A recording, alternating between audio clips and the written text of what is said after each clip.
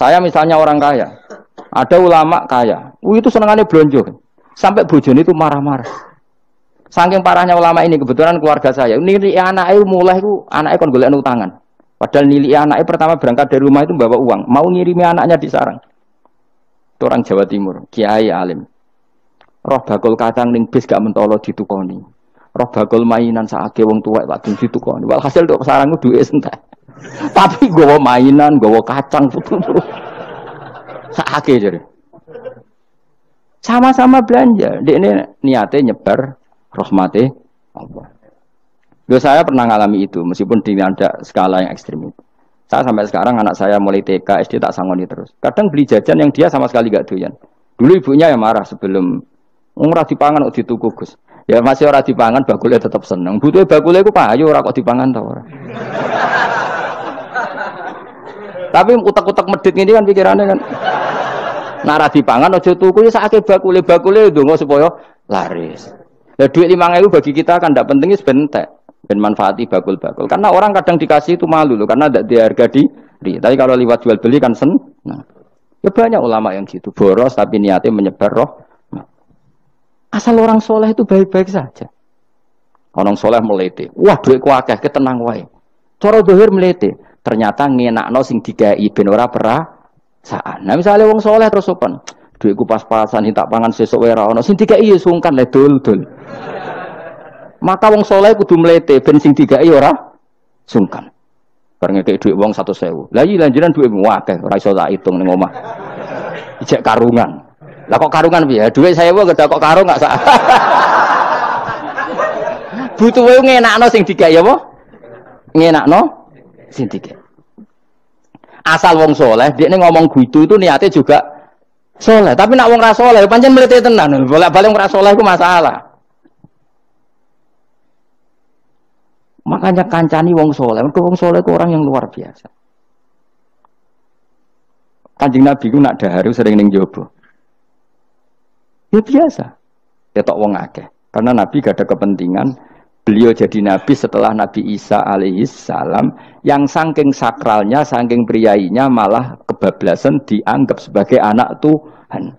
Maka Nabi ngetokno kemanusiaan. Bahkan kalau dahar itu sering di luar. Gue ngetokno nak Nabi itu dahar sebagai umumnya kayak apa orang soleh. Lho kula nate berusaha khusyuk iku meneng. Malah ngipi kuwi elek. Mergo aku ora meneng wibawa, nak meneng malah buyute wibawa. Akhire wong ra wani takok agama. Nak ana ora takok agama terus takok wong liya, takok rugi malah ra karu-karuan. Tapi baru kayak aku sering guyon gejlokan orang berani tanya. Baru kayak berani tanya, ilmu dikembalikan pada ahlinya. Jadi wong saleh ku ngomong terus yo barokah saenake yo barokah, asal dekne saleh alim, barokah terus. Tapi nak wong ra saleh goblok mbok meneng ben wibawa. Nah ibadah dianggap wali terus akeh sing sowan innalillahi wa inna ilaihi raji'un. Aneh-aneh wae. Modus iki jenenge apa? Lho iya, kaya kasus di Probolinggo, andai kan wong era jubahan niku ora ono sing percaya. Dia dipercaya karena modus apa? Kesalahan. Umpama ndekne nganggo kathok seperapat terus pahpon ning pasar, ayo aku bisa gadakan uang, percaya ta ora? Baru kayak jubahan. Ibu-ibu soleh. Maka sarana kesalehan ini kalau di mata orang nggak soleh, di tangan orang nggak soleh itu bahaya. Makanya kata ulama, kata Imam Haromen, kena alim, murid pun biasa wae. Udah sampai kue terlalu khusyuk terus nak ngomong dindel, padahal keliru ngomongmu itu. Mergo anti L. Bener kok sampai ini bener. Orang alim sepeda motor ya sampai dangan-dangan, sampai rokokan itu bener. Kue ada bebo khusyuk malah bahaya. Dikira ahlul ilmi jebule gloyor napa. Mulane kan apa melete tak anggap pinter ini. Menutupi apa nih. Pokoknya terus no dhewe. Jadi itu ada aturannya.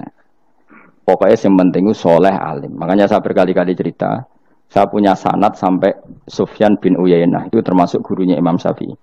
Ya gurunya Imam Syafi'i itu yang paling masyhur itu Muslim bin Khalid Az-Zanji ketika kecil. Beliau diajari sufi oleh Sufyan bin Uyainah. Kemudian ngaji hadis sama Imam Malik. Cuma di Indonesia yang terkenal beliau hanya muridnya siapa? Imam Malik. Sebenarnya dia ngaji lama itu malah sama Sufyan bin Uyainah. Sufyan bin Uyainah ini yang punya riwayat bahwa Nabi Isa dan Nabi Yahya pernah bertemu. Ketika bertemu di satu kampung, sing Nabi Isa tanya, aina syirarun nas. Lalu rumahnya orang-orang fasik di mana?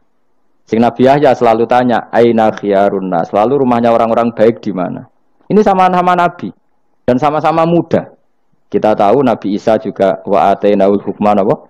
Sobia. Nabi Yahya ya Yahya khudil kitaba bi quwwah wa atainaul hukma sobia. Nabi Yahya juga mulai cilik alim, Nabi Isa juga mulai cilik alim, wa yukallimun nasa fil mahdi wa kahla. Ini sama-sama orang alim mulai kecil, hanya dua itu, Yahya dan siapa? Isa. Itu sezaman. Kita ulang lagi sezaman. Sama-sama anaknya orang keren, Yahya bin Zakaria, anaknya Nabi. Isa bin Maryam adalah wali besar nasabnya. Akhirnya Nabi Isa yang mulai tanya, "Limada tas'al aina khiyarun nas?" Kenapa kamu tanya rumahnya orang-orang baik di mana? Kata Nabi Yahya, kumpul orang soleh itu enak, nyaman. Ya kan nyaman kan kumpul orang soleh, tidak ada narkoba, tidak ada kegaduhan, tidak ada berisik. Terus gantian Nabi Yahya tanya, "Limada tas'al aina syirarun nas?" Lalu kenapa Anda tanya di mana rumahnya orang-orang buruk? Terus kata Nabi Isa, "Anan Nabi, saya ini Nabi, biman zilati tabib, ibarat dokter, udawil marto. Maka saya mengobati yang sakit." Kalau Anda seorang dokter, nyari sampling penyakit, nyari di endemik daerah penyakit apa daerah sehat? Penyakit. Ya tapi kalau kamu takut ketularan, nyari daerah sehat apa daerah berpenyakit? Itu sama-sama madhab dalam ilmu. Dulu dia biasa, perbedaan seperti itu biasa saja. Karena semuanya karena ilmu. Sekarang enggak, kubu sebelah yang ngotot, kubu sebelah ya dalile pokoknya. Mana ada ilmu dalile pokoknya? Pokoknya kunut itu gini, kalau enggak kunut gini. Memangnya Imam Syafi'i lahir tahun berapa? Kunut enggak kunut itu ada sebelum tahun 12 dan tahun 26. Gue eleng-eleng. Nak di vulgar roh dari vulgar. Nah iku ra paham banget tenan. Maka orang-orang alim tahunya ya kunut dadak kunut itu al-khilaf baina madzhabi Syafi'i wa madzhabi Abi Hanifah. Sekarang tahu-tahu di zaman akhir jadi politik identitas. Kayak misalnya begini, tak contohkan lagi perdebatan. Pakai peci putih. Gus Naji itu putranya Mbah Mun, meyakini pakai peci putih itu sunat sehingga santrinya pakai peci putih. Mbah saya Ki Hamid Pasuruan juga pakai peci putih. Santri sebelah kiri semuanya pakai peci putih karena putih itu sunat, ya sudah pakai peci putih. Jadi kalau Mbah Mun itu santrinya nggak boleh pakai peci putih, haram kata beliau. Kata beliau, dong kaji nih wong desa-desa nganti adol Tegal, adol sawah. Mbok saingi ketu 5.000 kata beliau. Nglarakno atine wong dosa apa haram? Dosa, Mbah. Lah ya iku dosa, mulane haram. Sehingga takannya akan santri sarang semua. Enggak ada santrinya bangun pakai peci putih. Kecuali yang sudah kaji. Karena pikiran beliau itu menyakiti orang katanya. Karena kajiannya Abdul Tegal disaingi 5.000. Tapi Mbah Mun sebagai orang alim yang membiarkan pondoknya Gus Naji pakai peci putih. Mbah Naji juga membiarkan ketika pondoknya Mbah Mun pakai hitam. Makanya saya keterusan peci. Saya itu sudah kaji. Tapi karena saya mulai dulu nggak pernah pakai peci putih terus keterusan sampai sekarang. Tapi suatu saat aku yang nganggukan kan, entah kapan suatu saat.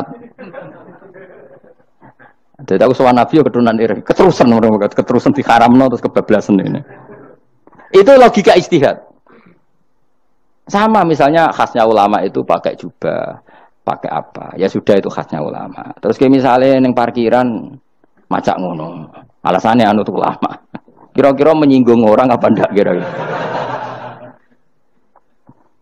Kowe kelakuanem cek ra karuan jubah sunah Rasul terus kene parang tritis delok wong macem-macem jubah. Kacau gak? Elek-eleki nasab apa enggak? Boy orang itu mikir, jadi karena ada selalu masalah ijtihadiyah. Abdul bin Mas'ud dulu itu kalau sholat itu nggak pernah pakai baju resmi. Seringnya pakai sarung tok, kadang nggak pakai baju. Ketika ditanya, kamu ashabu Rasulillah, kenapa sholat dengan cara seperti itu? Terus beliau ngendikan, wong ben roh nak standar minimal sholat seperti ini.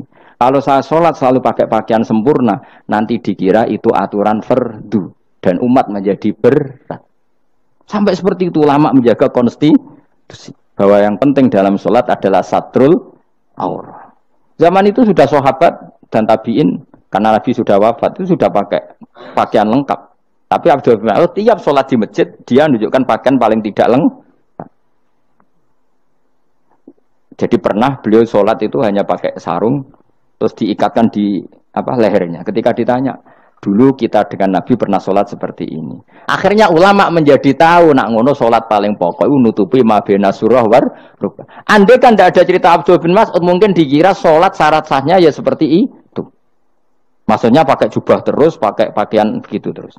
Barokahnya Abdul bin Mas'ud orang tahu standar minimal. Jadi kalau ulama itu motifnya seperti itu. Rasulullah kira-kira senang qiyamul lail apa enggak? Senang. Tapi beliau qiyamul lail di masjid hari keempat, hari kelima sudah tidak keluar ke masjid. Karena Nabi kalau selalu melakukan nanti dikira fardu. Tapi kalau enggak melakukan nanti orang enggak qiyamul lail. Maka Nabi pernah melakukan ya pernah tidak. Ya sudah itu konstitusi dalam tradisi ulama. Jelas ya. Saya sholat di pondok saya sendiri sering jadi makmum. Karena semua kiai sudah jadi imam, nanti dikira syarat sahnya imam itu kiai. Repot, makanya saya tunjukkan kiai juga boleh jadi makmum. Andai kan semua kiai jadi makmum, saya nanti jadi imam. Ya semua ulama mulai dulu tradisinya gitu, karena yang dikatakan fardu kifayah itu kalau sudah ada yang melakukan, yang lain tidak usah. Biar seimbang. Sekarang enggak ada geruduk kabeh. Makanya terus kacau. Coba sekarang misalnya gini, andai kan semua orang melakukan kebenaran kesunatan, yaitu misalnya semuanya ambisi iktikaf di masjid, terus tidak ada orang melakukan kebenaran ngrumat yatim, ngrumat jenazah, ngrumat jalan-jalan raya, kan kacau. Mergo semuanya satu variasi kebenaran iktikaf di masjid. Yatim sedang do mati, mergo do iktikaf kabeh. Baru kaya ono sing iktikaf ning perapatan, nek ono wong tiba iso nulung, nek ono wong kesasar iso tako. Baru kaya wong sing iktikaf ning perapatan. Sayange to bidung-bidung barang ku sayange. Sajane niat iktikaf ku sah. Nawaitul iktikaf linusrati thoriq. Niat ingsun iktikaf nulungi dalan ben nek ono wong butuh. Coba sekarang, orang yang kecelakaan, pertolongan emergensi orang yang iktikaf di jalan apa yang di masjid? Di jalan, barokahnya banyak, itu tim SAR gratis. Umpama do niat soleh kabeh bumine pangeran sah mbok itikaf. Mulai sesuk gak apa-apa itikaf ning perapatan. Tapi buktikan kamu tidak berbuat macam atau tulisi relawan orang tersesat. Jadi ajane kebaikan itu ada di mana-mana. Makanya Nabi menyatakan kebaikan orang itikaf jadi katakan Nabi baik. Orang yang jalan-jalan kemudian ada duri disingkirkan juga disifati Nabi orang baik. Orang yang rumah yatim disifati Nabi orang. Bahkan orang yang hubungan intim dengan istrinya sama Nabi ya disifati orang baik. Sampai sahabat tanya, masa urusan gitu dapat pahala ya Rasulullah? Loh iya, andai kan itu sama orang lain kan malah dosa. Berhubung sama istrinya maka dapat pahala. Kayak apa Nabi ngitung kebaikan sekian banyaknya. Tahu-tahu di zaman akhir kubunya saja yang baik. Ini apa-apaan? Ini kalau iskal deh. Yo mareni yo tobat. Kebaikan adalah sesuatu yang dikatakan Allah baik di kubu kita maupun di kubu sebelah. Mau kubu sebelah ya apa saja. Baik di partai kita maupun di partai sebelah. Maupun di ormas kita maupun ormas sebelah. Karena semua kebaikan otoritasnya di Allah Subhanahu. Ada Nabi yang senangane ngurus wong fasik, Nabi Isa. Karena berpikiran Nabi itu tabib, ya tabib itu yudawil untuk mengobati yang sah. Ada Nabi kayak Nabi Yahya. Karena kalau orang kayak kamu tak suruh ngobati orang fasik, kira-kira katut tak sing fasik tobat. Cara rohin tak cul ngobati wong wayu, kira-kira sing katut sapa? Sing ayu dadi ngaji apa sing ngaji dadi ya ukur dhewe, nek ora kuat niru Nabi Yahya, nek kuat niru Nabi tapi kue nabi masalah. Ya sudah, yang penting roh ilmunya. Bahwa dulu itu biasa. Nah khilafnya ulama kira-kira seperti itu.